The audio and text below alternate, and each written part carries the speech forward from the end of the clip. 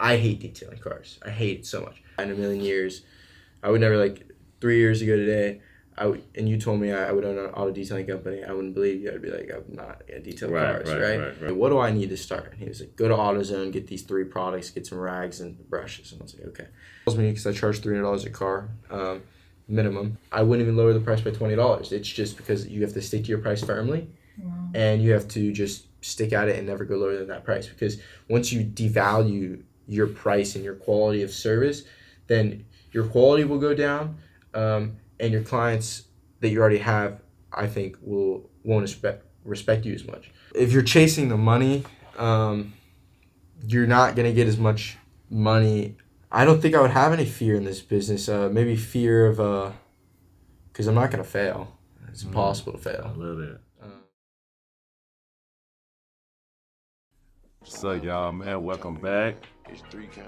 Y'all know I'm always gonna bring a different type of guest, different level. I'm proud to have this young man on the platform. He reached out to me through a mutual friend, and he's a young guy killing it. Yeah. Without further ado, I'm gonna let him explain himself. Everybody know who you are, bro. So I'm James Sheridan. So I grew up in Florida, Tampa, Florida for a couple years. Okay. So I was like 8, and moved to Minnesota for a few years. Grew up kind of wealthy, and like went to like a private school. Then went to public school. Kind of like went to middle class kind of level. Mm-hmm.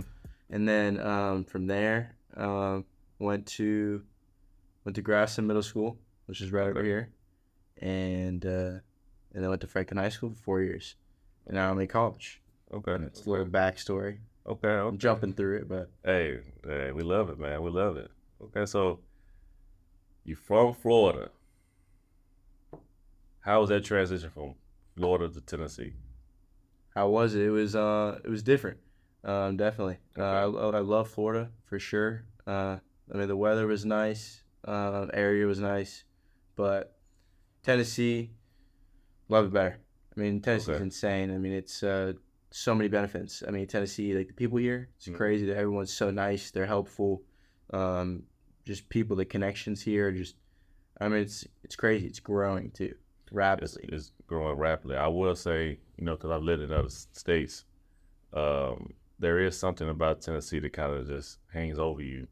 I tend to say it's something spiritual that has like a grasp. I know we're in the Bible Belt, but it's something spiritual that's over this whole land. It's kind of got people kind of more woke in certain fashions than other states. Yeah. So yeah, man. But I agree. Florida is beautiful, but Tennessee is just something different, especially with the opportunities. Yeah, the opportunities is crazy. Oh yeah, it's crazy. You could come here with nothing, and you could create a multi-million-dollar company overnight. Yeah. I mean, it's insane. It's insane. I just want my fellow local Nashvilleians to understand that, like, there's plenty of opportunity here. You just have to take the opportunities. Just got to take it. Who network. Like yeah, you said, exactly. Sit off air. Yeah.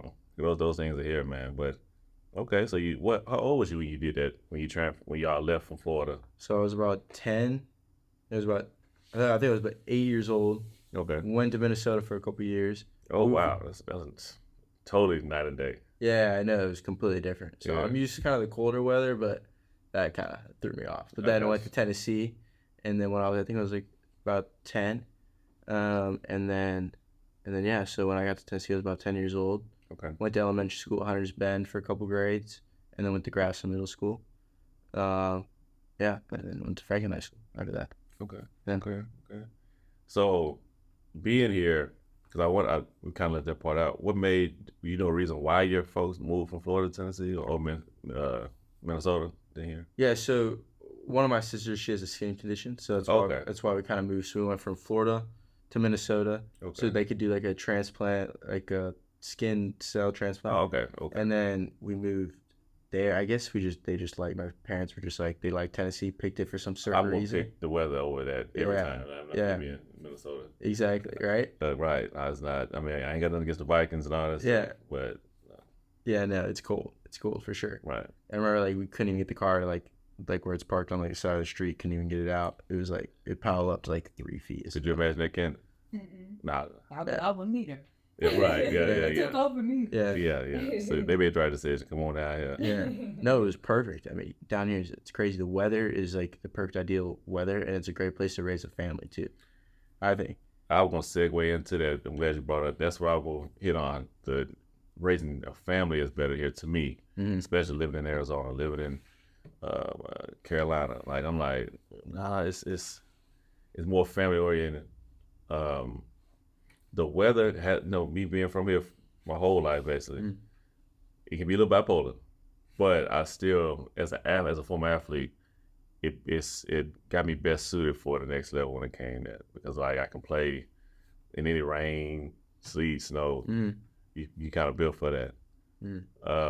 But okay, so you get your footing here in Tennessee. You say Graceland? Yeah, I went to Graceland. Graceland, okay. Yeah.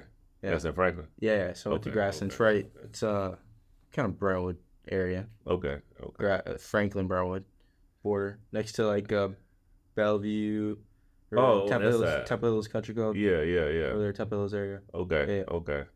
So Leapers Ford, kind of like not near Leapers Ford, but like 10-minute drive. 10-minute drive, for like downtown Franklin, Leapers Ford, just that area. What's so crazy is, bro, I'm 35.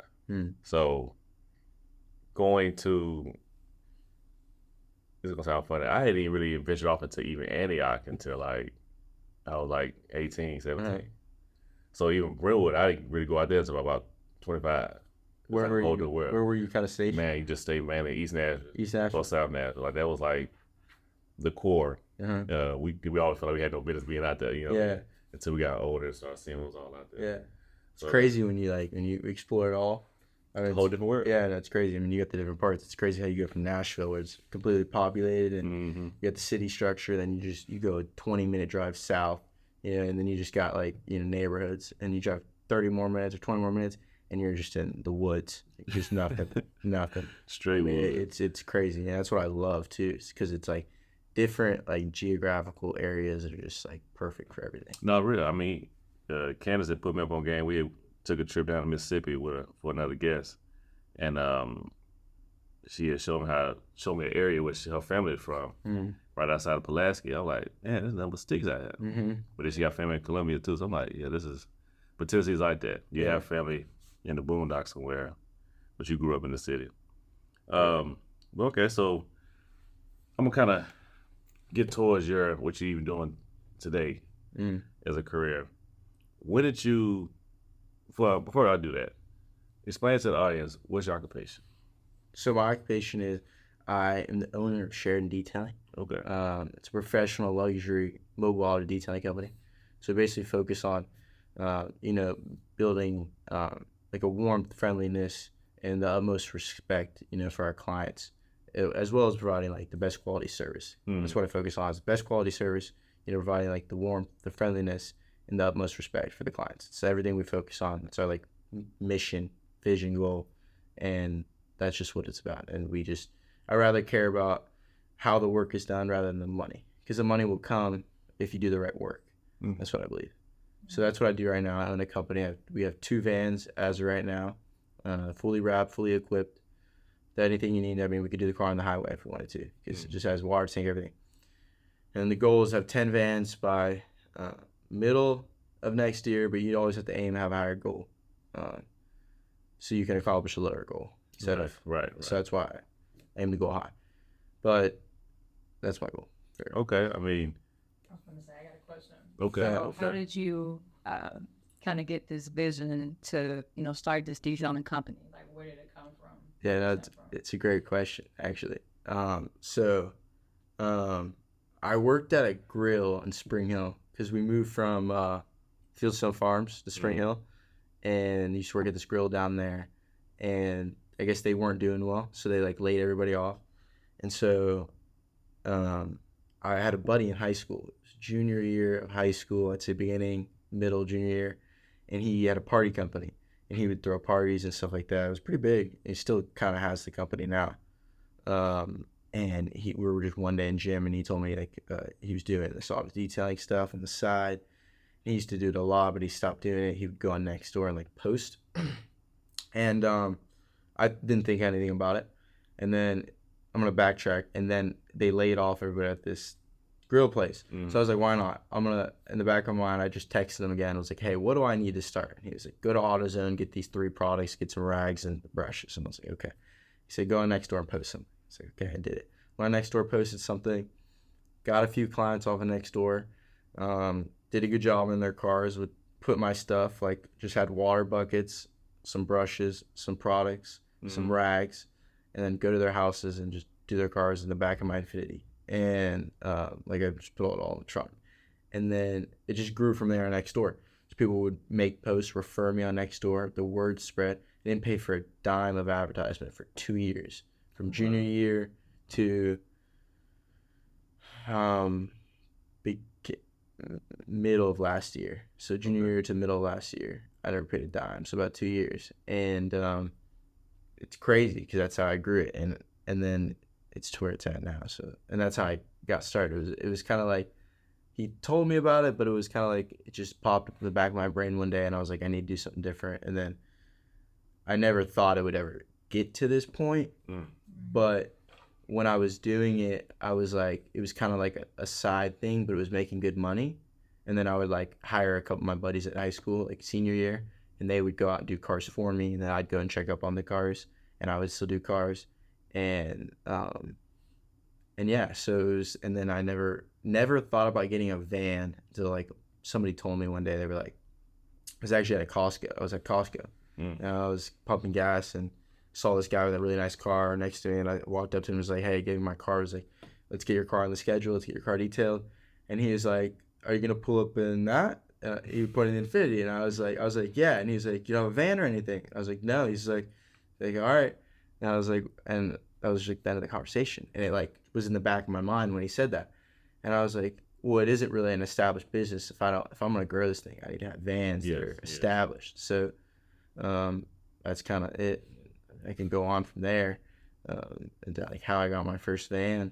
Well, I mean, I want to kind of, and I'm glad Candace asked that question. Yeah, it was a great question. Real great question. I'm impressed, man, being as young as you are, and you already having this vision to even do that. But like you said, you start off at the grill, and then you ask your friend what should you do next, and he gave you just the minimal things, and you just took it and knew what to do. Did you already have a passion also, even when you was at the grill, to do detailing, or you just love cars, or? Nope. Oh wow. So that's the weird part. I don't know how to do anything with a car besides clean a car. Okay. I can fix a tire, right? But I never had a passion for cars, like nice cars like Lamborghinis, Ferraris, stuff like that. But I never thought in a million years, I would never, like 3 years ago today, and you told me I would own an auto detailing company, I wouldn't believe you. I'd be like, I'm not gonna detail cars, right? So I never. It was weird. It was just kind of I think, God definitely played a role in it too. So I'm a huge believer in God, Christian. I think that it was just like I took the path, and then it brought me to here. See what I'm saying? Man, are you good? You good? Because I see you got to fight now, because that's one thing that we really focus on our podcast, man, is tying in the spirituality. Peace. Won't let Candace speak up. I know she heard something she want to say, right? Well, yeah, I mean, just I was literally finna ask you this. I was gonna ask, do you believe in God? Are you a spiritual person? So I would love to hear on the spiritual side, like how it all connected and how it like all makes sense for you. Like this is what I'm supposed to do. Yeah. Like with circumstances, like what positions you had to be in, like to be like, okay, cool, like this is for me. This is where I'm supposed to be today. So, like, can you explain that to us? Yeah, I'll give you, like, a little backstory, too. So I was raised Catholic, baptized Catholic. The family was Catholic. And we came to Tennessee, still Catholic. And I never turned Christian and never really was, like, we would go to church every Sunday, like Catholic church, downtown Franklin, we'd always go to. And then had a buddy of mine. It was, like, end of junior year, instead of high school. I joined like this Bible study thing we did at Franklin High School, and I kind of converted to Christianity because there's definitely there's two things. Before I like decided to to go into Christianity, like you should always believe in something if you're not gonna believe in anything. And I think the world today is gotten God away from them, I think in a huge way. I mean, it's you can just. I mean, most people. I mean, it's like a 30%. I think what is atheists. It's a big number. I mean, the number's probably not accurate, but it's a big number. I think it's better to believe in something than anything. But I mean, if you put in everything that happens in your life, and you're like, the things happen for a reason. I mean, I believe everything happens for a reason. Yeah. You know, so like we walk out of here today, and I stumble upon this one guy, and I'm like, I give him a card, right? And then what if that guy right there just changes my whole life? And he's like, yeah, I got a 30-car garage. I want you to do cars every week with me. You know, that's just like that, like things like that. What else could do that? I mean, what else lines your life up like that in that sense? You know, like God is definitely there. He's definitely real. He's definitely present. I mean, how else would we be here? I mean, if you really think about it too, it's just, you know, I know I'm going off from your question a little bit, but a lot of people aren't like a believer in God. Yes. And I think that's a huge thing that our country, especially, you know, like our government's kind of like going away from. I'm getting away from your question. You're actually on top of it, because you're speaking on some things that I've had conversations with Candace, you know, off air. I've had with my boy Tyler about what I see the country doing, especially when it comes to politics and just regular life. They've gotten away. They strayed away from God. Mm-hmm. And it's really bad. It's really bad. It's detrimental too to the kids that are growing up now that are in elementary schools, preschools. They took it out of schools. Like when I read, Just gonna say that. yeah, that you would, yeah. When I was in school, like, you know, piggyback off Candace, when I was in school, we had prayer, and they gave us set away time so you could pray and all that good stuff. And then now it's just kind of more like scripted, and they trying to tell us what they want our kids to see and hear, and had it and kind of. They don't sound crazy, but I think they got a little bit too much freedom now, in a sense. But you said something that was deep, man. So you went from, you was Catholic and then kind of converted to Christianity. And a lot of people don't know that, even though Catholicism and Christianity are all the same, and they both Christian in a factor, but it's still a difference. I mean, there's a big difference. Yeah, there's a big difference, for sure. And I never knew the difference until a buddy of mine, that I just got invited to this Bible study thing, and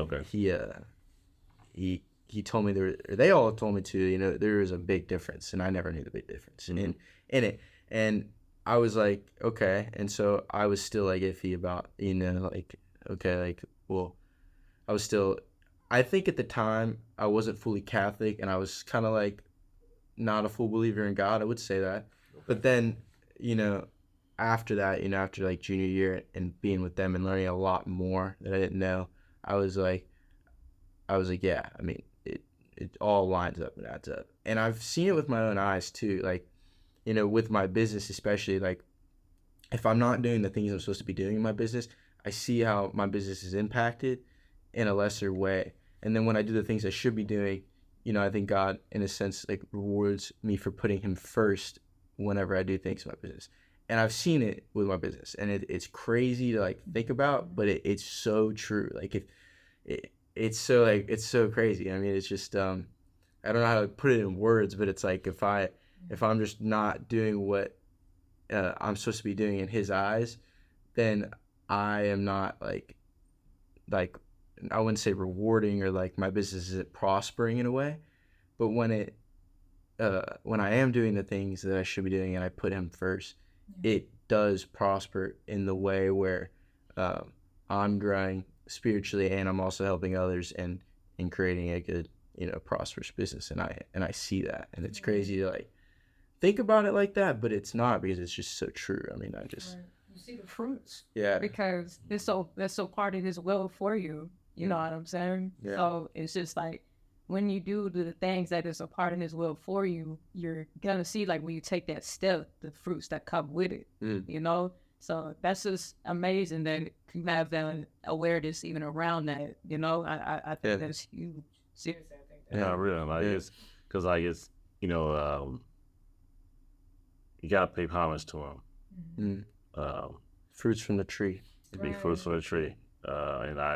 You know, we all sin, we do our certain things, though, but I've noticed when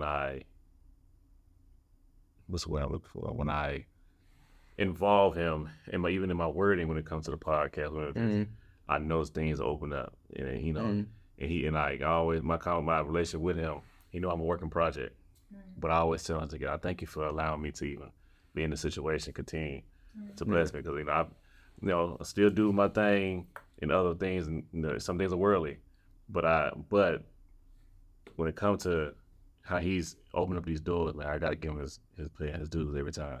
Yeah. It's crazy because it'll open up so many doors for you. Right. And it's astonishing because, I think, you guys believe that everything happens for a reason, and it's meant to happen for a reason. And things happen. That's just, I live by that. Like, things happen for a reason. So I think if you do right by others, God benefits you. If you do wrong by others, you're not going to be rewarded by God. You might be rewarded by the opposite, Right. Because, there's a quote. It's the devil's disguised as the sheep, right? Mm-hmm. It's a master deception. Yeah. So it's there, man. So you might think that you're doing the right thing because you're prospering, but you're actually not. You're following the wrong thing, and that's why you're prospering. Right. So some people will not realize that. So they don't want to hear that. Yeah. Very true. Okay, so it was powerful, man. So you got your 2 cars, basically. When was that transition to get the van? And then you seen how, when did more and more clientele start taking you more serious about what you got going on? So basically what I learned, so after I was doing it in high school, it was say the first van I got it in October of last year. I got the first van. The reason I got the first van is because I thought I could grow it to a bigger point than it is at now. I think I was hitting like a stuck point where I would have to plug up to the water source and plug the pressure washer in from the hose and all this, and I feel like it would have cut my time down completely. Okay. And I had a couple people telling me, like, just keep what you're doing, go to college. Keep what you're doing, go to college, you don't want to, like, get a van and stuff like this, right? There's always people that'll say that, right? And so in high school, I met this girl, and a friend of mine to this day, she's really smart business-wise, and she connected me with her dad. And he's a super smart guy. He kind of mentored me, kind of just taught me a lot. Kind of just like helped me with advice and stuff like that. And I asked him for a loan for my first van because I couldn't go to a bank and get a loan because it wasn't I couldn't go to a bank. And so that's when I got my first van, and he helped me with that. And so I got it wrapped, got the water tank, did everything myself in the van. And then from that day forward, the business started growing completely. And then I was like, I had a goal to have 10 vans by the end of this year. It was 10 vans. As of January this year, I had a goal to get 10 vans. But I'm only going to probably have 3 by the end of the year. But I aimed the goal high because I learned, and just my mentors told me, you aim your goal high, really high, then you're going to reach what you actually wanted to set your goal at. So I really believe in that. And then I got the second. For you to have even that amount at this time, it's still great. I know you aimed high, but you just started not too long ago. And these vans are not, they're expensive. Mm-hmm. Yeah, so that's... Yeah. No, they are, for sure. The vans, they're not cheap, but it pays for itself. And I think it was better, too, than... I'm a believer, in a productive debt. I think productive debt is a great thing. So that's why... hearing that? Yeah, productive debt. It's you got the 2 different guys that are, it's Dave Ramsey, and then you got the Robert Kiyosaki. Sharonaki. Yeah. The 2 are completely different from each other. My bad, I said your name wrong. Yeah, I can't pronounce the name. I forgot the name. It's Robert or something, and they're completely different. But I believe in Dave Ramsey. Like, I see some of his points for sure, but productive debt is a huge thing. Because if you just get a loan, like some people say, you can't start a business and make money within the first month. That's not true. You can't. You just get a loan, and then the first month you can start making money. Right. Depends on the business, of course, but productive debt's a great thing. So yeah, I have the second van now, and I got to a point though, whenever I got the second van, February of this year. So I went October, and then I got a second one in February, and then I was kind of like, oh well. I kind of bought myself a job. I realized that whenever you're owning a company, it's you're only an entrepreneur owning a company if you have people kind of doing the work for you and you scale it back. I believe, and I was like, well, crap! I bought myself a job. Basically, I bought myself a job to do the work, which I love. Connecting with the clients, talking to the clients. I treat my clients like family because I mean that's the thing I love. I love meeting people, and just connecting with them and just making sure they're taken care of. Because if I take care of them, I'm going to be taken care of, not money wise. I mean, money that comes but all your stuff come on the back end. You're good. Exactly. So then I was like, okay, I need to start hiring people. And the huge thing, everyone, they cannot find the right people to work. I mean, nobody wants to work nowadays either. So nobody wants to work. And it's hard to find people to work. Man, so that's why I'm going to really get to you on. Yeah. Like, so how does that even work with you with the employees? Like, are you still grabbing your homeboys? Or is it like, okay, I have a structured out payment plan for anybody who wants to work with me? Like, how's that going for you? Yeah, that's a great question, actually. So I was I would have, so when I had the first van and I got the second van in February this year. What is that? We got February, March, April, May, June, July. Okay, about 5 months, right? Or is that what? Okay. Yeah, like 7 months, right? Since February, 6-7 months. Well, whenever I got the second van, I had one of my buddies in the other van. Okay. And I would pay him, right? I didn't have a process. Everything was really sloppy. It was not structured. And I had another buddy of mine's dad. He was like, James, like, he was talking to me. He was like, you need to come over. Let's sit down and talk. I was like, all right. So I came over there, and he was talking to me. And he was like, you need to have a foundation for this business if you want it to grow where you want it to grow. Because if you don't have a foundation, like, have the right people in the right places, have a vision for the business, there's a model on it. It's the entrepreneurial operation system. This is something that I wish more of my people was to hear. Like how you was able to have that village to tell you. They seen that the potential that you got and took it upon themselves to reach out to you. Hey, look, I know you said you wasn't named son, but come over here, let me show you this. Why you may need to add this to your business model. Like, wow, bro. No, it's huge, and I think anybody can do what I'm doing. I mean, I don't think I'm special in any way. I think if anybody, you can walk the horse to water, but you can't make the horse drink the water, right? Make it drink. That's right. So, and I've seen it. Like I've tried to help my friends, bring them in my business or have them start their own businesses, and I've given them advice and yeah, I want to do it, and then they never do it. It's because nobody wants to work. They don't want to work hard to achieve. Yeah. They want to achieve. But I'm gonna backtrack to kind of where everyone should help each other. And for example, my buddy's dad, I mean, he didn't have to do that. He didn't have to be like, hey, he could have never said anything, and I would have still been at this point I would have been at the same point I was then now, where I didn't have a structure in place. Because now I'm just hiring now a full-time employee that's in the first van. And the second van, I have a buddy of mine, but I got the structure, the paying out, and kind of have everything more organized where, we have a vision, we got the mission of our company, where we're going to take it. And then the goal is I could do it about 6 months. I want to start, franchising. So I'm going to have a, kind of whole model on it where if somebody wants to come to me and say, hey, look, I want to franchise one of your vehicles, I can show, and then I'll just tell them, hey, look, you're paying me this percentage and this amount of money because I'm showing you exactly how to do a detailing process step by step with pictures, the exact detail process. I mean, because we're quality. I mean, you can go get a detail for $150, but we charge $300 minimum per car, but we take 3 hours to do your car. We have a step by step. We get, I mean, every little spec, everything. So, we're quality. We focus on the quality of the work and the respectful of the clients, and that's the two main things. So, if I had to pick two, that'd be it. But the structure's in place now, and if I didn't have the structure, I'd be still sloppy. Because I mean, I was putting it in my notes. As good as you admitting to it though. So he young, but he understands what he had to do.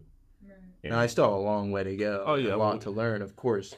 Right, but you're receptive now. That's the thing that's hurting some people maybe your age. They're going in thinking they know it all. You're like, I know I don't know it all, and I'm being receptive. People gonna need to help me out. I need a pointer here. Show me what I need to do different. It's ignorancy, it's age. Oh, sorry about that, But I want to ask you, So what's your mindset behind this? Just even that discipline piece that we're talking about, like, I don't know how to ask, like, how disciplined are you, but it's just like, what is it like in your world to be able to operate this at all? Like, what do you know? Like, I have to do this, or like, what is it like on a day-to-day basis to know that this is going to be successful? Business gonna be Stressful. Stressful. Yeah, like, Very, very what does it look stressful. like? I'll tell you that. I'll tell you Right. very, very stressful. Right.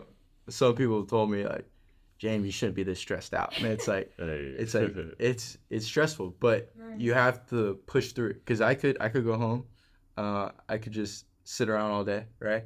I could go to sleep and sleep in, but I don't. I wake up early, like 6:30, 7 a.m. like every day, because I believe that if you want to go somewhere, rich people don't sleep.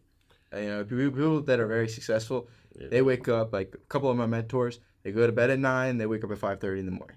They have like a strict schedule, and they wake up early because they have a lot to do, right? So I kind of want to adapt that mindset, but it's hard to adapt that mindset. It's easy to say it. It's so easy to be like, but to do it, it's a whole different level. And I throw in another of it, being so young too. Right. Yeah. It's a whole different thing, a different temptation, different. You know, our attention span can get drawn away. Mm-hmm. I have horrible ADHD. You guys might notice that when I'm talking to you. Nah, I have bad ADHD. It's you taming it, man. yeah, it's good. But okay, nah, but that's. But did I answer the question? Kind of the discipline. The discipline mindset. Well, can you go just like in a little more depth? Like, what does your day to day? So, like day-to-day operations, kind of wise. Mm-hmm. Yeah. So day-to-day operations. I wish it was what I'm trying to get to, but I'll get to that in a second. What I want to get to. But day-to-day operations is I'm checking up on the cars now. So I'm talking to the clients, scheduling clients. I mean, anybody can book through my website. So if they book through my website and it's a day we can't do it, I call them. I'm doing all the scheduling. You know, more not doing bookkeeping anymore or accounting. I'm doing quality checkups, so quality control, checking up on the cars, sometimes doing cars. And that's basically what I'm doing. And advertising, marketing. That's day to day. And that's every day. So I work like 7 days a week. And then I have school on top of it. So I go to Columbia State right now over here. I'm taking about 4 or 5 classes. You're doing all this in school. Yeah, and it's that's a drive. It's very stressful. Right. Yeah. And I would never.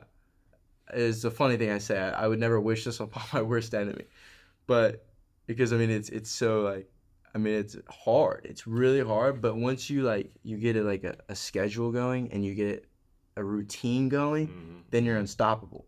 Once you get out of that routine, I've seen it, especially for me. I went on a vacation in December for like 2 weeks, right? And I didn't know how to vacation because I was always working so hard. But then after that 2-week vacation, I went another 2 weeks to another vacation in Florida.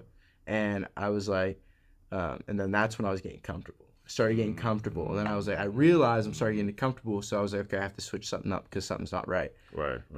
So then I started getting back on my routine. Like I was sleeping in and stuff. And then I had to get back on my routine because I felt like crap. Like when you sleep in, or when I sleep in, I feel like crap. No. Yeah. Like you feel like crap, but if you get less sleep, you feel better throughout the day. You do. It's crazy to think about. I've even adapted naps now. Yeah, you catch me in the car taking a nap, quick, but it's needed. Yeah.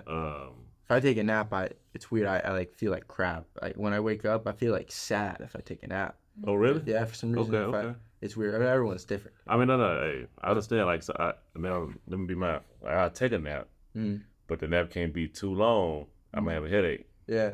So I get it. Oh, like get a short nap. You know what I'm talking about? I'm gonna feel bad because it felt like I wasted my day away. Mm-hmm.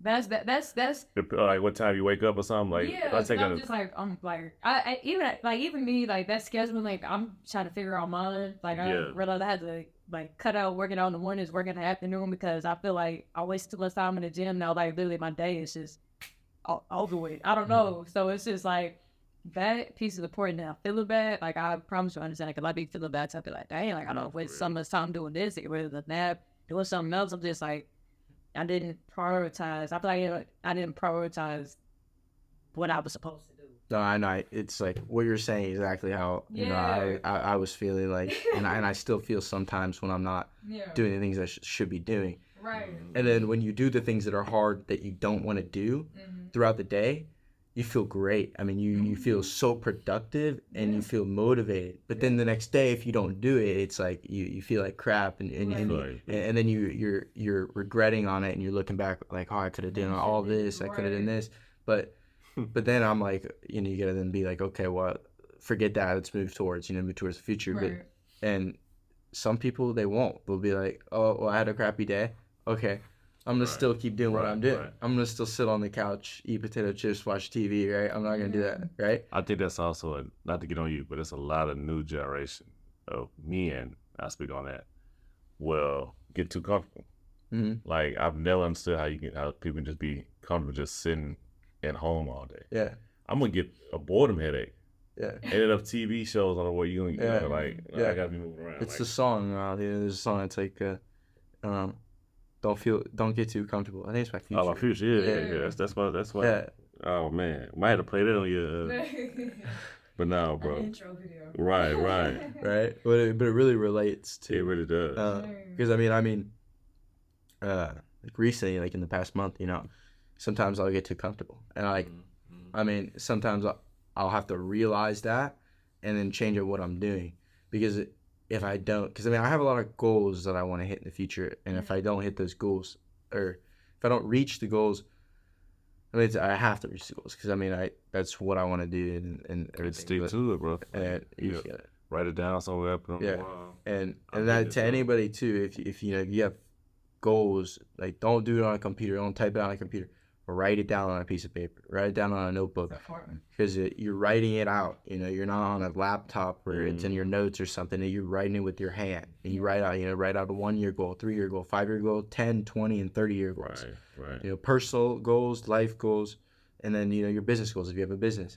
Like I literally, it's like a whiteboard at the crib. It's a marker though, but I put it on there. You're writing it out. Yeah, writing it out, because you're feeling it when you, like you said, when exactly. Exactly. I feel like it's coming out of like in a sense, the unmanifested. You are. Manifestation. I feel like it's literally like, okay, it's in my head. It's just up in the air, and it's just like, now I physically put it here in the plane. Like, it's right here, right now. Or like speaking into existence. Speaking it, like, it's right here now. Now it's here. I can see it. Now it's just what I'm gonna do next. She spoke into existence how we met. That's what I'm saying. She came up. She was she came in like a player. Oh my God. Had her head to the side. No.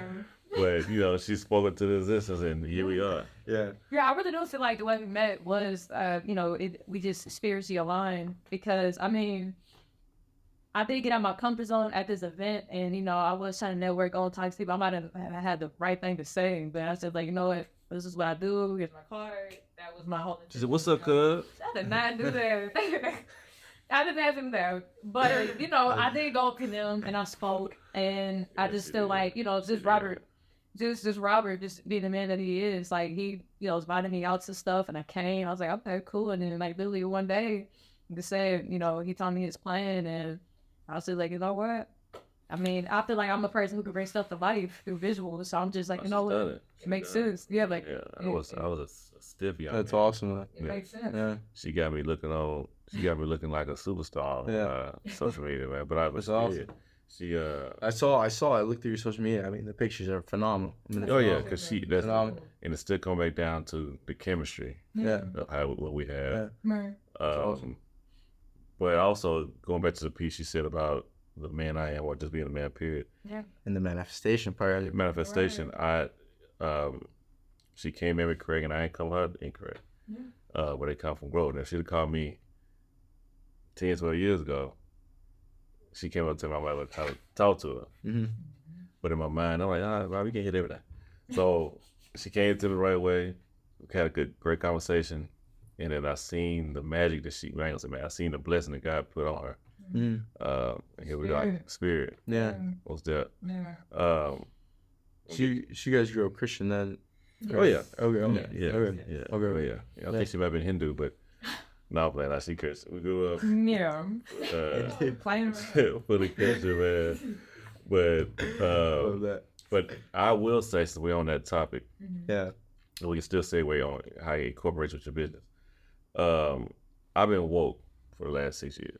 What I mean by woke, like I've always been in the church, always knew the word. They ain't gonna say I always fully understood it, but in the last 6 years, I've been on it, just by personal life experiences, just listening to certain pastors who I in line with. So I'm very, very, I'm navigating through this world a little differently now. I'm seeing things that I know the Bible spoke about that's here, but I never see it like that at first. That's good though. It's really good. Because I mean, I should have, like, I don't read the Bible as much as I should. I mean, I'm definitely, I should be doing more in that aspect of my life spiritually. Like spiritual wealth. I don't know if you guys are like the five wealths or to like. I think a little bit like to prosper in life. There's one of my mentors told me this. It's the five wealths. You get spiritual wealth is one of them, and in that wealth I'm falling. I wouldn't say falling behind, but I could be doing more because I'm not reading the Bible every day as I should be. I read it I think once a week, but that's not. I should be because that's the word. Yeah. So there's things that don't get discouraged. I don't read it as much as I need to in a sense if we're looking at it that way. But I will say, like I said, I grew up in the church. Things that I never did stray away from it though. I just didn't go as much as I need to. Physically there. But spiritually I've always been there. And exactly. I still remember things I learned. Yeah. Without even, I mean, I have a conversation. She don't know it, but I be saying stuff that I learned 6 years ago, or 8 years ago, but I still remember, or even 15 years ago. And it comes up in certain situations I never speak. And then granted, I might have to go back to the book or Google and fine tune it. Make sure I don't say the wrong word. Yeah. But I'm in the right knowing for the most part. But now I will say, since you have scaled with your business, what's your 5-year goal with this? Because I know you already talking about in a year you want to get 10. Where do you see this at? Because I ain't gonna lie, when I went through your social media, but you got the clientele alone is gonna put you out there. You're doing a great job. And then, I mean, I know you told me off air, like, even having a contract out there in the country club, right? Yeah, so I'm the first, well, I wouldn't say it. With a few country clubs. Oh, yeah, I'll speak it. Well, I'm going to speak it, but I have to be careful with what I'm about to say right now. I got you. I am the first mobile detailer to be contacting country clubs in the Middle Tennessee area and putting myself at their doorstep and serving their members there. But there are a couple that have had mobile detailing services in the past. So I'm not going to say I was the first one. I was the first one with, I know for a fact, 2 country clubs. And I will be the 3rd country club. So I work with Hillwood Country Club. I was just by there the other night. I got a house over there in Bellevue. Yeah, no, it's nice. Bellmead, yeah. Yeah, Hillwood Country Club's very nice. And we work with them. Great people, great GM. True story. When I was in college, I used to work for Budweiser. Really? In the summer, yeah. And like delivering? Delivering beer, yeah. We just deliver beer and kegs to that Hillwood Country. Really? It's crazy. Yeah. Anyway, I had to throw that out there. I remember that. Yeah, no, that's cool though. Yeah, no, I know one of my clients. He does like a distributing company where they have those vans, the same N200 vans I have, and they deliver like Michelob Ultra, a lot of stuff, distribution or something. Yeah, that's some type of stuff like that. I learned a lot in connection with that job too. But yeah, I've been to that Hillwood. I've been to the one. Of course, I've been to one in Brentwood. Club. Yeah, but we got Brentwood Country Club. Brentwood Country. There's some country clubs though. You'll contact them and they don't want to deal with it. They don't want to because it's a great amenity for the members. But some of these GMs, not the ones I work with, the ones I work with are fantastic. I mean, they're the best people ever. But the ones that I have contacted and do not work with, they just don't want. It's a lot on their plate, so they don't want to deal with it. That's kind of how I got the perspective I got from it. I got. But it's a great amenity for the members, and so we were at Hillwood Country Club, and just now started recently working with Governor's Club, and great GM there, great people there, and then I worked with Troubadour for about 8 months, but things didn't happen well with us. I mean, we both went on our ways, but no, discretions on both sides are still good. and then we got a new country club I'm about to close a deal on. I'm not gonna say it yet, but about to. I'll be the first detail there. Well, I guess I can say West Haven Country Club, so I'll say it. Doesn't matter. Where's the one at Hermitage? So there's one in Hermitage Golfing Club. Yeah, is that the one? Yeah, is that Hermitage is north. Yeah, is that north? Hermitage, Nashville, Yeah, it's like or the golf course. yeah, but it's I can't think. Is it a luxury one? Like really luxury? It looks like it is. I will be honest with you. Yeah. It's like it's going if you're going towards Donaldson. Mm-hmm. There's a country club out there that's humongous, and then they also got the one that's by Opry Mills. Which one is that one? Two Rivers. Yeah, I've heard of Two Rivers. I haven't. It's good you're saying this. I haven't reached out to those yet, but the reason is because I want to stick to what I can handle. But those are good ones. There is one called The Golf Course, and I know it's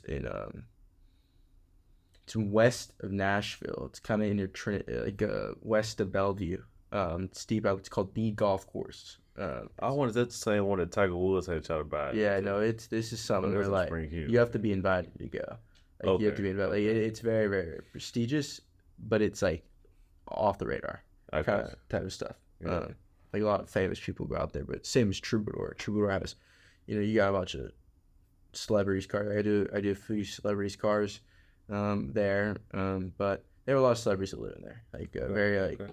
They made it for, it's because it's a Discovery Land community. They made it for like the elites. Elites, they can go there and have whatever they want.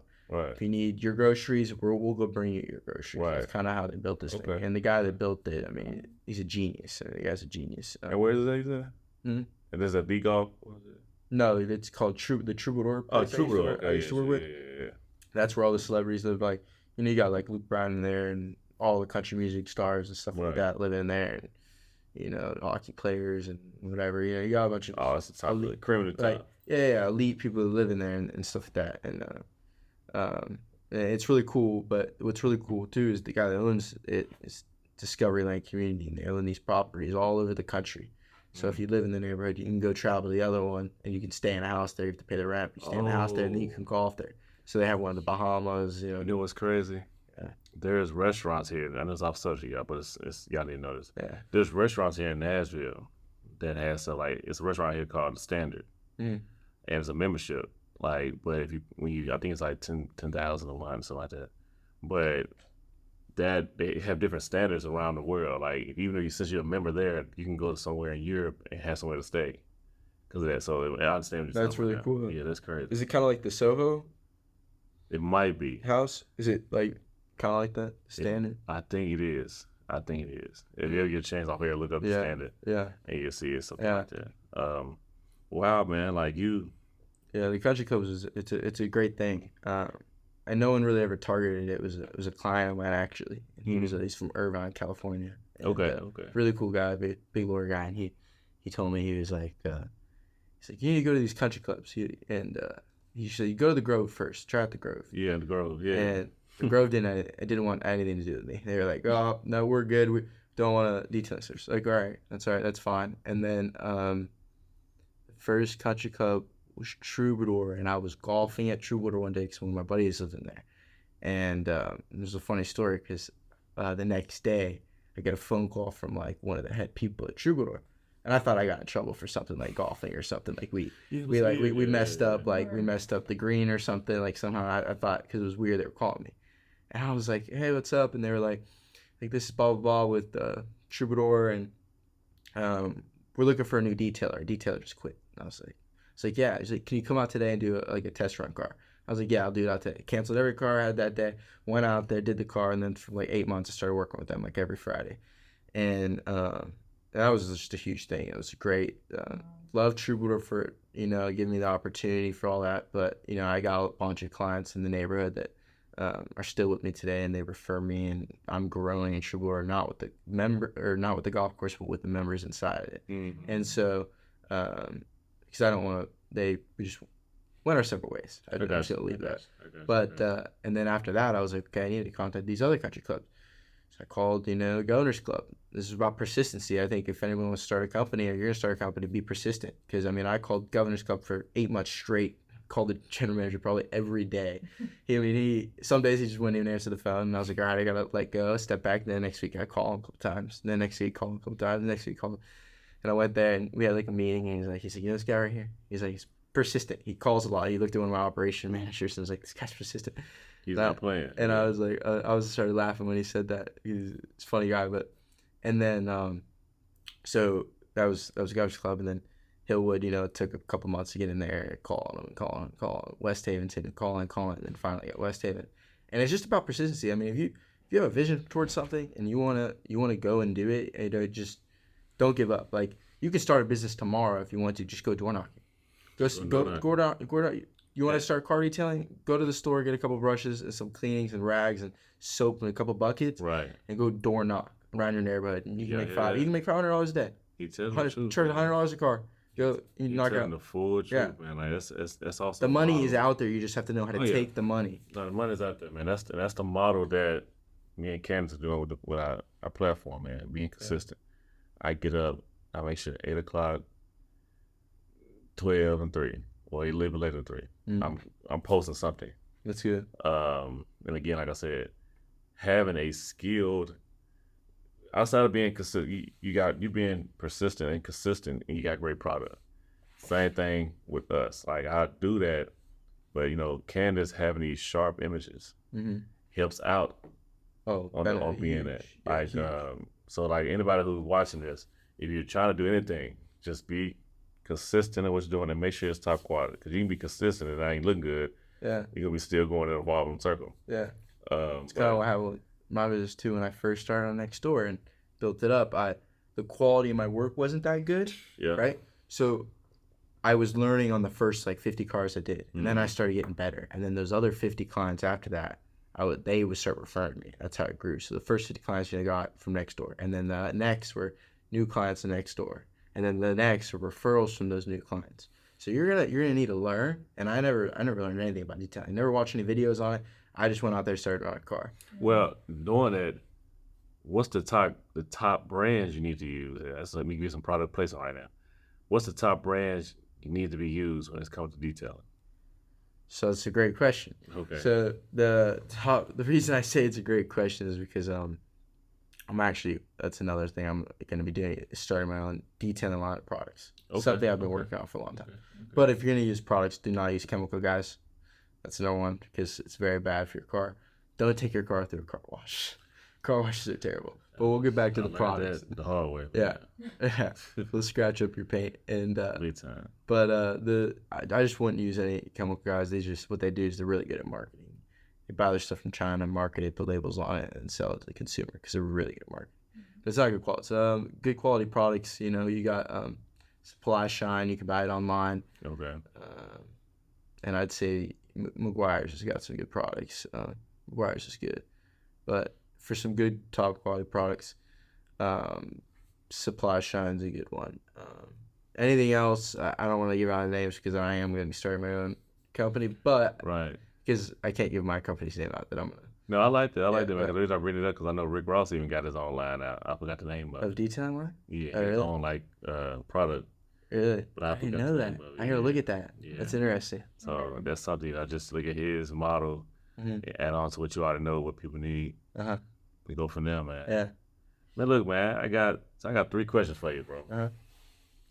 I'm gonna hit you hard on these. You want me to answer the 5-year thing real quick? Yeah. I feel like I didn't do it. So you did, but you didn't. But I like it. All right, you're gonna do that. Well, just 5 years from now, just want to own a detailing product line. For that fully have a couple stores. We're gonna say that's gonna happen. Yeah, that's happening. And then we'll at least have 20 vans. And then at least have 10 of those vans, or 5 or 10 other vans franchised out. Clarksville, Gallatin, Murfreesboro, all Middle Tennessee area I want to take over. I got a friend in Chattanooga that might help you out too, because he got his own Amazon vans fleets, because he has his own carrier service with them. That's awesome. So he distributes and stuff. Yeah, I think he can get money to do that. I'll talk with him on that. So that's 3. Yeah. What's your 4th one? The 4th,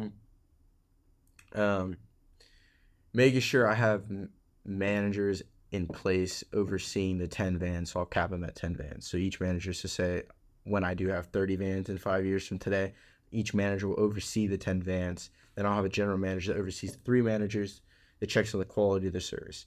And then me, I'll spend an hour in the business a week. That's my goal. An hour in the business? Yeah, an hour. Okay. An hour in the business a week. Because my mentor, that's helped me out a lot, he has a lot of businesses, but he told me he spends about 3 hours a week on about over 40, 50 businesses. Wow. So. Okay. On this fourth one, before I get into my 3 questions, does the fourth one, are you looking more to be in the house, like as a family member, or as somebody who you grew up with, or you just know you can trust, or you have a laid out resume thing you're gonna go by? So somebody that no family, no friends, maybe family, but I don't want to mix friends. I've learned that mixing friends with business is you can do it, but you don't want to do it in some aspects, because I've seen jealousy with my friends. And I mean, you got to keep your circle small. I mean, because everybody you surround yourself by is who you are. So I mean, the 3 or 4 closest people you surround yourself by is who you are. So actually an average of your network too. If you look at it, it's there's like a thing at it. So it's cool. But no, what I want is people that want to be paid on salary, and that are hardworking, and that are the right guys in the right place. A lot of companies don't know, and this knowledge I'm saying, it's all comes from my mentors. They teach me all this, and so I give everything I learned to them, and my dad of course too, but and my mentors, but it's putting the right people in the right places. A lot of companies do not have the right people in the right places. For example, I was on the call with this Verizon thing the other day because I smashed my phone on accident, and had to get a replacement phone. And lady on the phone was just offering this thing, and she wasn't a sales lady, but she was so good at selling, because I'm really good at selling. And I was like, they need to switch you to sales. She was like, well, I want to stick here. And I was like, you need to go to sales department. Like, you're like, people put the wrong people in the wrong places. But I want to get the right people, no family or friends. Might be maybe my partner. I have a girlfriend right now. And, she inspires me. She pushes me a lot. So, if that happens in the future, maybe she can. No, shout out to that. I love that you said that right there. You know what I mean? Just keep you grounded. Yeah. And she gets your best interest. Yeah. You need someone like that, for sure. Oh, yeah. We all do. Yeah. We all do. So, man, like, I'm going to say this on my 3 questions, bro. Here we go. Introduce it as a savage question. You right. See? You know what I'm saying? These are your savage for sure. This is my savage question. All right. My last name Savage. It sound good. Yeah. So, my 3 savage questions here. What is the number 1 car, I know, so we're going to stay in your world here, that you would love to detail? The number 1 car I'd love to detail, or I have detail? What would say that you haven't yet? I haven't yet. You would love to, like, man, I got to get my hands on this car. This actually, your answer going to let me know how much of that passion you got in this, too. You have to give me a second to think about this question. Okay. Because, let me think. All right. Probably it's gonna sound cheesy, but probably probably Bugatti. Okay. Probably Bugatti, because I've never, and it would have to be like a Bugatti that's 1 in 8, like something very, very, very, very rare. Okay. Because that'd be a special car to do. Mm-hmm. And that's why it took me a second to think, because I wouldn't want to do a Lamborghini Urus. I wouldn't want to do, a McLaren, because I haven't done a McLaren yet. I've done Lamborghinis, but I wouldn't want to do like a Ferrari, because the Ferraris and like maybe a special Ferrari, but I want something like unique, something different, something so valuable and something so unique no one has it. That's the car I want to do. So like a Bugatti, like 1 of 1, or a Bugatti 1 of 8, something like that. Well, that being said, I need you with me first weekend of November. Lamborghinis and coffee. Yeah. My first Bugatti I ever seen in my life was at the one I just went to a couple weeks ago. So I know you're going to see there, like, and plus good networking too. Yeah. No, I'll definitely have to go for sure. What's that? I've never been to the Cars and Coffee. All my detailing buddies and friends and companies, they all go and all that. But during those Saturdays, though, I'm just usually like quality control. Right. That's why I'm trying to get to a point where, and I will get to this point. I'm as I leave here, I'm going straight home, and I'm doing all my work on the computer to get this stuff figured out to where, because I'm writing up some contracts for my second employee, and then I'm gonna go check on a car that he's doing, and then goals to have the third van, and then have one of the managers oversee the 3 vans, and it's kind of where I want to go with it in the next like 3 months. Okay. But Yeah, that's man. So second savage question. Yeah. When is the slow down time when it comes to detailing? Because I know Summer. It's weird, right? Wow. It's like that. Right? So I started my company in December when I first started detailing cars. Sorry, I wouldn't say my company. That's not say company. I started my side hustle when I was a young teenager. Okay. But my legal business started a year ago. Okay. My business actual business started a year. But when I started working, it was it blew up in the winter, and people were like, I need their cars in the winter. But then the summertime, it's weird. I don't know why, but people don't want their cars done as much in the summer and it goes well. It's summer, spring, as much as fall, winter, as much. It's weird. Fall and winter it blows up. Summer and spring still about, I would say 50% decline. But then like another 50%, 100% increase when it hits fall. Like right this time, right as now, in the next 4 months, 4 or 5 months, it's going to be building. It's already doing great, but it's going to be a 50% increase of what I'm doing right now. I can see the winter thing just because of that ice and that salt shit. Yeah. But it's weird because the summer, it's like, you got the sap coming off of trees and the bugs that create the sap, and then you got the cars that are just getting dirty. It's weird. It's a weird thing, and I was thinking maybe it's the vacation stuff or when people get out of school or going back into school and parents are spending money, but. And I was trying to look at it all, but it's. I think in the summer people are so much on the go that they don't want to just sit here and let. They'll probably really. And they're all mostly out of town and stuff because most of my clients are really wealthy, so they're just flying out of town. They get cars. Yeah. So that's why. That's one reason why I do whatever I can also to help you expand your business. I really appreciate that. Oh yeah, coming towards in their city because. You got difference. You in Franklin, Brentwood, they go flying out. But you got some people in the inner city who got nice cars. They ain't flying out like that. Yeah. They love to get someone to showcase their car. Friday night, Saturday night cruising down Broadway. Yeah. They gonna get, so I get it.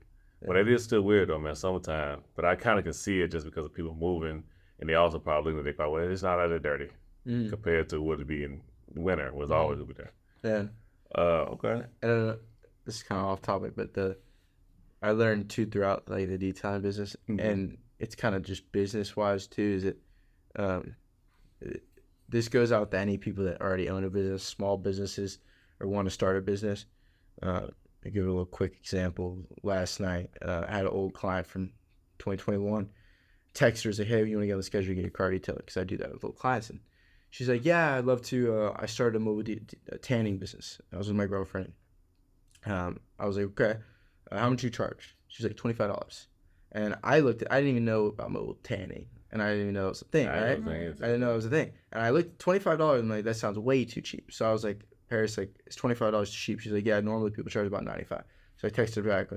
I gave her 5-10 paragraphs of just, this is what you need to do. Up your price to $95, $95. Do not go lower. If anybody tries to negotiate your price, say no. My quality's worth better. And she was like, wow, I'm thank you so much. And she's going to do it. And this is an older lady too. She's 50, 60. And I just I got into it. My girlfriend was like, James, we need to go eat dinner. And I was like, I know. But I was on the phone, just typing all this out. Because I just I love helping other people, even if they're, because she was I love helping. I want us to both grow. She was giving me a referral. And it doesn't matter if somebody gives a referral. If you have need advice for something, always reach out to me. Because I've had kids my age reach out to me, want to start a pressure washing company or something like that, and I'm giving them advice, and that's what motivates me. That's what gets me going. So that's why I appreciate you kind of putting me on this podcast and bringing me on, because I love you guys, what you guys doing, and I kind of want people to know that it's all possible, and just take advice. Well, Don't be ignorant. It's gonna be inspiring for people, sure. I want to ask you this one last question. Can you break down the importance of quality versus like the money that you can get out of services and everything about focusing on the service that you're providing? Break that down. Yeah. So what you're asking basically is like, is the quality like money over quality basically, or quality over money? Basically, kind of what you're getting at. So, if you're chasing the money, you're not gonna get as much money because you're chasing only money. I think that when you focus, and I would say I don't want to say passion, because I don't have a passion for cleaning cars. I have a passion for bringing a warmth and friendliness to my clients, and building that connection with my clients, and taking care of them with what they need done. I hate detailing cars. I hate it so much. But I love my clients, and I love taking care of them, making sure, like, I don't care, like, if a car isn't done right and I have to spend more money to make the car right, I'll make the car right, because I want everything done right. So if you're just chasing the money and going towards the money, you're not going to make as much money if you focus on the quality of the work that you're doing. And you can charge more. I mean, for example, the lady last night, if her quality is amazing, which I believe it is really good, but let's just say theoretically it's amazing quality. And yeah, she's fine charging $25, but she can charge $80. But forget about the money. She charges $90 and focuses on her quality of work. She will make that money. The money will just come in, and she's not worried about the money. She's working on the quality. I mean, if you just focus on your quality of work and want to help the client out, if you're in a service-based business, a service-based business, and then the money will come. Did I answer your question? Yeah. And then I got one more, because you said something. How do you feel when people challenge your price, or if they do challenge your price with your detailing service or anything? Okay, so if they negotiate with me on my price, there's three things to it that I'll backtrack on that question. Is people will say, I'll talk to my husband, or I'll talk to my wife. Second, that's always the key. Right. Second thing they'll say is, I'm gonna have to think about it. It seems a little pricey. And then the third thing is, okay, boom, yeah, let's do it. Right. There's another one, but I forgot the other one. It's not in my brain right now. But to check with your wife or husband one is always. Yeah, no, it's a thing, and then you have to be like, well, why do you have to check with them? We can get you on the schedule. But with if your question was if you how do you deal with the negotiating the price? Well, someone calls me because I charge $300 a car minimum. That's what it starts at. And so if someone calls me and I tell them, hey, they got a Lexus, I charge $300. That's way too pricey for me. Like, ma'am, I completely understand where you're coming from. Yes, it is. It's an expensive price, but you're paying for the quality of our product. We're not $150 detail because we're not spending an hour and a half in your car. We're spending about 3 to 4 hours in your car. Oh, yeah. So we're taking your time. And if they don't understand that, there's a lot of people that are cheap and they don't care about quality, and they would just want a quick vacuum and wipe down, a quick wash. Awesome. I say thank you for your service. Thank you for calling me. Thank you for reaching out to my company. But we can't. I wouldn't even lower the price by $20. It's just because you have to stick to your price firmly, and you have to just stick at it and never go lower than that price. Because once you devalue your price and your quality of service, then your quality will go down, and your clients that you already have, I think, won't respect you as much, in a sense, because you're degrading the value of your work by the price, and yeah, so that's true. I mean, you hear they can. That's what I know. I'm here. That's what no, yeah, that was great. That was trying to answer. Yeah. Fine. Yeah. So my last one, man, we're gonna let everybody know how they can get in contact with you and all those good things. Yeah. The third savage question, man. What's your number one fear in this business? God. Okay. Can't beat that one. Well, the reason I say that is because, all right, do you mean like fear in life or fear in the business? Well, fear, both really, but fear in the business. Like, what's the number one? Because the only person I fear is God. Okay. Because there's no one else. But I guess if you were to put it into a business aspect, fear, I don't think I would have any fear in this business. Maybe fear of, because I'm not gonna fail. It's impossible to fail. I love that. So. Yeah. Man, I promise that's how we take it. That's how we going at it. It ain't no. Yeah, I mean, I don't think I have fear in the business. It's gotta work. Yeah. Just gotta. Oh my goodness. You know what I mean? That's a mindset right there. Yeah, I mean, like that is a mindset. You have to implement it too. It's see, I could sit here and say this, right, all this stuff, but you know, and most people can, but are they really doing it? Like, you know what I mean? Are they really saying, oh, like, I'm never gonna fail? But I like never gonna fail. I mean, if you have that, if you believe it, and you're just that's in the back of your mind, you're never gonna fail. You're never gonna fail. If you believe you're gonna become a billionaire, you're gonna become a billionaire. I mean, if you real, like that's how we. Because manifestation, when you guys were talking about that earlier, I mean, it is a huge thing. I mean, I manifested from going from creating I wanted to have a fleet of vans and all wrapped the same with the same stuff in the van, and it was just a thing in my brain. It was written out on paper, and then I got my first van and it happened, and then I got the second van and it happened. It didn't happen in the time span I wanted it to, but I knew that it wouldn't. I knew that it was gonna happen, but I knew it wasn't gonna happen in that short time span to get that amount of 10 vans. Could have happened, but I wanted to. You know, my mentor told me set the goal high, so you can reach where you want lower. He's speaking some real stuff to me, even outside of this conversation. I've manifested a lot of things in my life, man. It's crazy. Like, you'll think about like something like a client. It might not even come out of my mouth. Yeah. It might just be like I said 3 years ago, man. I always said I wanted to be around certain, I don't say celebrities, but athletes or somewhere it is, just to get my aura up so I can help other people. And boom, I meet Bobby Jones and Kirk Franklin. They invite me out to all the award shows. They just That's awesome. Then I manifested in my mind about the podcast. I said, I want to do this bit, have a platform so people can talk. And as I wanted to do this, I ended up watching a guy on Instagram and YouTube called Charleston White. And I'm like, man, I gotta meet him one day, man. I'm in line with what he's talking about. Next thing you know, he coming to the city. Really? I go meet him, and the next we tied in. So that's awesome. It happens like that, yeah, man. It's crazy. It happens like that. Hey, you manifested, hit me up. Yeah. You know, Tom, exactly. You seen that? Like, yeah. That's no, it was a shot in the dark. I was like, I saw some clips on it. I was like, all right, and I watched a little bit of it, and I was like, all right, I know it's funny seeing Tom. Oh, Tom. Yeah. Who Tom you talking about? Yeah. I was like, Tom Morales. I was like, that's interesting. I was like, I know Tom. So I was like, DM'd you. I was like, right. Didn't even know you were gonna answer. You did, and I was like, all right. I was like, because you have a lot of followers, and then right. You know, so, and I was like, all right, and then it happened, and it's great. And I've also seen too, like it's like a short, tiny thing, but like clients, like I'll think of a client in my brain that I haven't like talked to in a year, and I'll get a text the next day from that client, and it's like wow, it's like whoa. Man, like, I've been laying in the bed one time. You know, Candace finna text me. Rest. Grand Rising? Oh, okay. Yeah.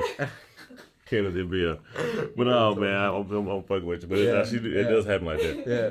But, man, tell everybody, man, how they can find you on social media, man. Tell you the name of your company so we get you out there, bro. Yeah, I appreciate it. You can find me on social media, Sheridan Detailing. Website, SHERIDAN.com. It's SHERIDAN.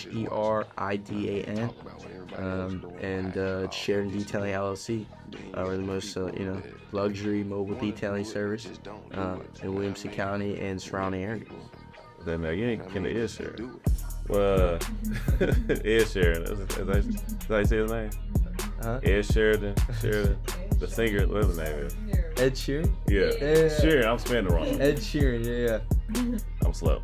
No, you're good. But yeah, man, hey, check the young man out. Like I said, I've seen his pictures, man. He's killing it. We actually got a really, really great interview coming at the end of this week too, man, with some guys, some heavy hitters. We got some nice cars too, so I'm gonna get you in contact so you can watch that. I know they'll let that Appreciate shot. That. You heard that. Yeah, man. Yeah, Glad you came I appreciate on, you guys having me on. I really do. You guys are killing it right now, and I see you guys, like, I can already see it. You're gonna be up there. Like, you're gonna be like, you guys are gonna be You're already doing fantastic, but you guys are. I can see your vision. You're gonna take it there easily. Hey, manifesting, man. Appreciate it. Yeah. Stay tuned.